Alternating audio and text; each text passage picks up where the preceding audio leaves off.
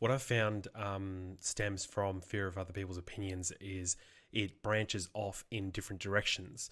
And the general sense of fear of FOPO, fear of other people's opinions, is that, you're at a grocery store and you're having a conversation with a loud, obnoxious friend and they're embarrassing you and you're like, oh, come on, there's other people looking at us. What are you doing? There's that concept of, what are they going to think of me? What if they know my family with my friends? What if it goes back to my work and I'm seen as unprofessional?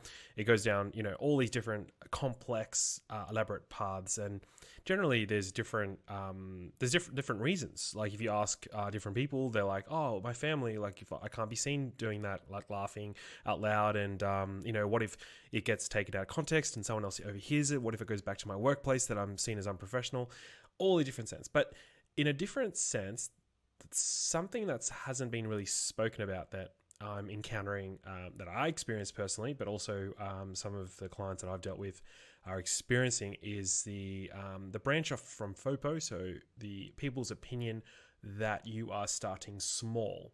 And what is astonishing is that regardless of age, so someone, 16, 17, 18 onwards, all the way up into, the 40s, 50s and 60s, it holds true.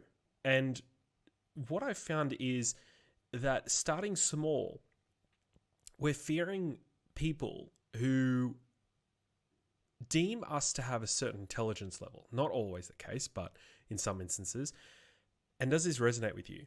Have you been seen as, at a certain intelligence level, i.e. that you are not completely useless, but you have given advice to others and you are seen to be, reasonably intelligent in your social circle. But then you have a change of heart of how you want to go about things in terms of career or business. And the fear of starting small is that if you pivot or change or alter, you'll be seen as, you almost hear a voice in your head of someone saying, you failed, or you figured, you're starting, look at you haven't done anything, like you're ashamed of showing a small part of that growth, that you're ashamed, or you're feeling that fear of being judged, and you thought you had it all together in the perception of others, and other people are then going to be like, you're starting again. You're starting, look how small you are. Like I'm so far ahead than you. Where does it stem from? And the reason why I'm stuttering and stopping, I'm trying to actually claw some of my own feeling when I very first started my social circle, particularly, a few individuals that it went back and forth like a game of tennis. Like, you judge others and then they judge you.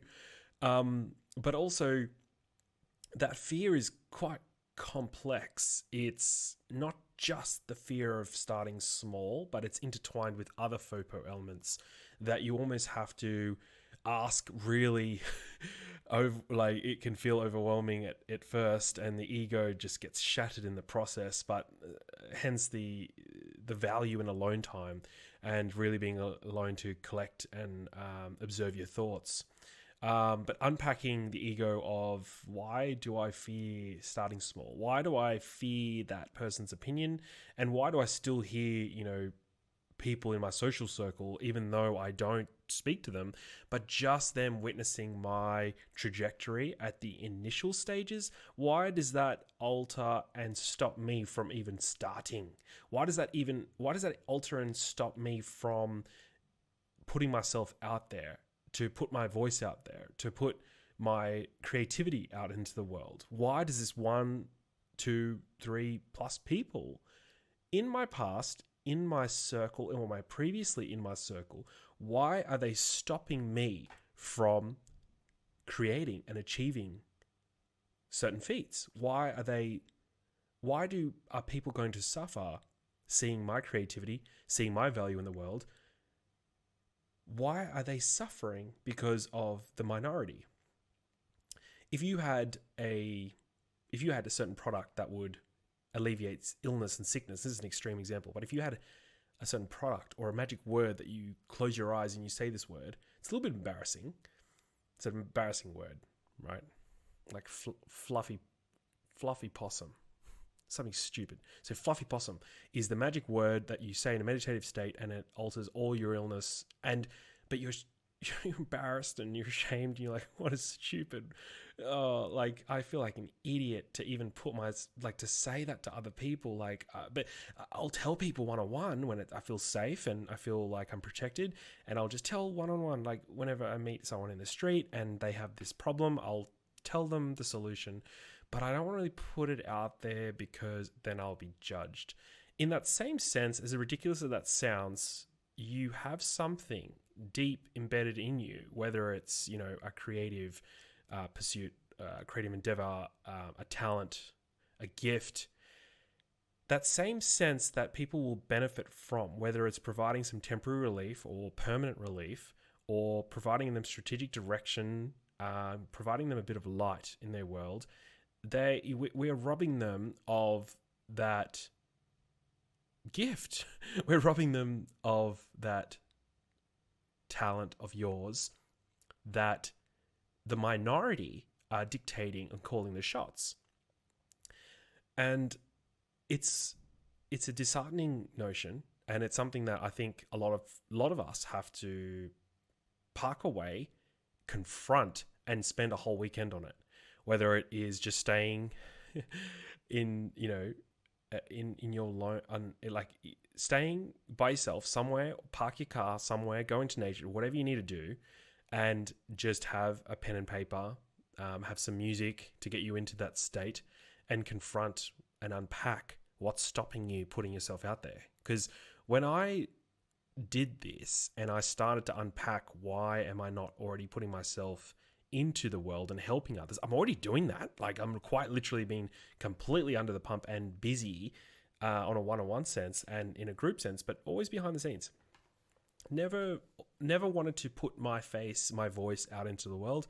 And when I unpacked it, it was just fears of, going back into childhood, and fears of, other people's opinions. And when I started unpacking it, I realized how stupid it sounded, because I'm like, I'm already helping people. This is just naturally what I do. And me going through difficult times in the past has actually equipped me with some experience, some XP points, if you will, but also the knowledge and expertise and, business and all that kind of, and personal development and mindset and spirituality that I'm able to intertwine and help people, and have just been doing that in the process. But then what stopped me from helping it at scale was that same notion. You have something that you feel a little bit of resistance, and then you just allow that resistance, that glass ceiling. But you realize it's a perspex ceiling, and the ceiling's not even secure. Like it's something that's just resting on your back, and you feel like, oh, I can't go any higher than this because it's I'm gonna. That's the edge. That's the barrier. I can't go beyond that. And when you start exploring in a meditative state, and you start asking yourself these questions and unpacking the FOPO and really immersing yourself into that world of what's really stopping me here, because it's like I can feel it. It's strong AF. It is literally will keep me in my tracks if I allow it, but without going on your lonesome into a world of exploring your own mind. And anyone who judges that in its own right, spend 2 weekends on it, not just one, because it's one of those things where everyone has that. And I've noticed that everyone has that. Even if you've put yourself out there and you're moving along, you have that, and we tend to protect ourselves. And whether those people who are already putting themselves out there and they do feel that judgment or that opinion, they'll have this veil or this blanket statement. They'll be like, yeah, but their opinion, like they'll just speak really quick and or like really aggressively towards it. Like, yeah, I don't care what they say, or whoa, interesting.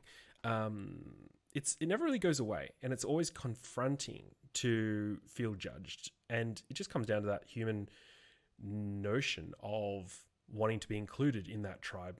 that circle, that group, not to be shunned, not to be left out on your lonesome, lack of, you're going to be your survival of the fittest, so to speak, and you're going to be left, without warmth, food, clothing, protection of the tribe, the group, the community, and you're going to feel insignificant and like a failure.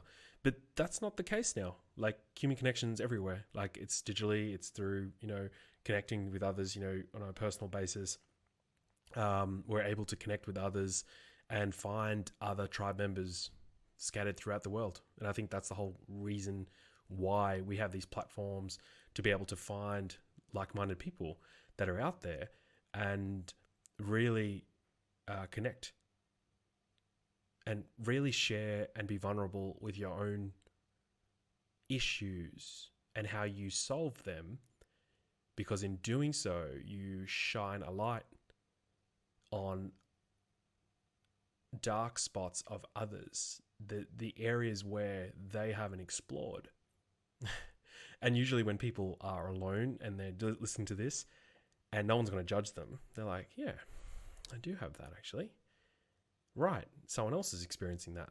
Oh, well, I'm not a weirdo. Like, I don't just feel this fear and stay in line and, work at this place and, just be who they say I should be, and don't really, spread my wings and explore my personality, explore my gifts and my talent and my potential. Just, stay in line. So hence this video is just to really open up that notion, and it all stems from the FOPO, the fear of other people's opinions, the fear of starting small. Put yourself out there and explore it. But before you do so, and if you feel that resistance and it's super strong, get alone, go by yourself in a room, in a quiet spot, wherever it is, pen and paper, headphones, some music, some meditative music, and confront it. Feel uncomfortable and unpack it. Write words, explore your mind of what comes out of it. And just ask yourself, where does this come from? Where does this stem from? So hopefully this is value. It's my little vulnerable speaking. And it's not even vulnerable. Like, the amount of people I encounter that even tell me, Chris, I kind of laughed in a group, like when you first said that, and it was like, 3 other people there, I laughed and went, huh. And then when I, could get you alone, like, man, I have the same problem. Like, what is it? How do I get out of this? I'm like, well, first off, the fact that you didn't raise this in that group means it's prevalent. It's strong. Being able to just speak your mind, and the more and more people in a group setting that speak their mind and actually say and speak the truth, other people will put their hand up and share a bit of their vulnerable nature, whether it's in that topic or a branch off or, something else. And I think more than ever, I think it's more important than ever to be vulnerable and share, because too often there's someone else who may have already encountered that have solved it, and vice versa. They may have something that you've already solved, and meanwhile it's a perfect jigsaw puzzle that's ready to be solved. It's so easy to solve, but no one wants to share their pieces.